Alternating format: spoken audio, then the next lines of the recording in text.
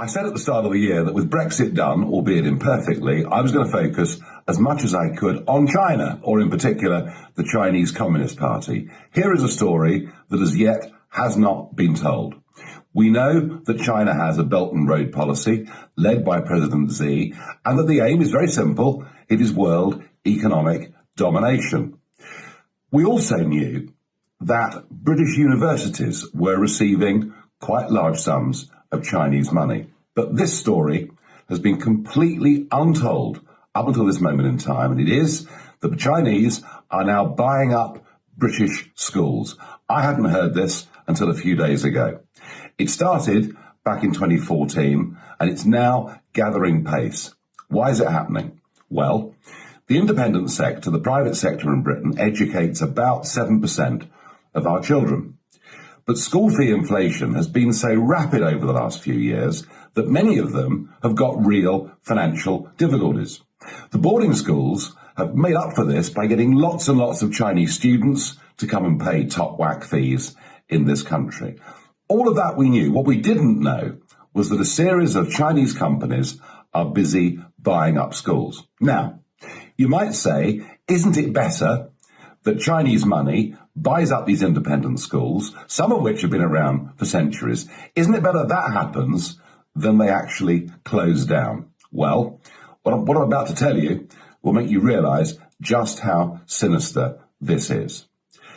One company, for example, a company known as Bright Scholar, they have bought Bournemouth Collegiate, they bought St Michael's in Llanelli, they bought Bosworth Independent, they bought the Cats Colleges, a series of language colleges around the country. But when you look, who owns Bright Scholar? Well, it's run by the richest woman in Asia, whose father is a senior figure in the Chinese Communist Party. And you can go on and on and on and see every one of these companies that is buying up British schools has a direct link to the Chinese Communist Party. And what are they actually teaching? Well, for example, the Confucius Institute now has its materials in 29 of our university campuses and 148 of our schools. And they're encouraging youngsters to go on apps such as Go Chinese, where, with basic Mandarin, they can see President Xi giving them a potted history of China and all the great things that it's done and continues to do. It is an utterly sanitized view of China in the past and China today. No mention, of course, of what's happening to the Uyghurs.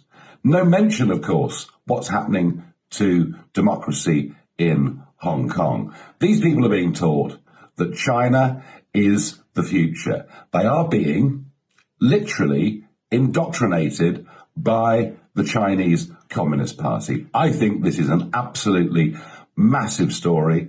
I think it's one that needs to be told. I'm delighted that the Mail on Sunday have really gone for this in such a big way. You can read it now online. They've done very extensive research on this. And I think that Gavin Williamson, the Education Secretary, needs to answer a question today.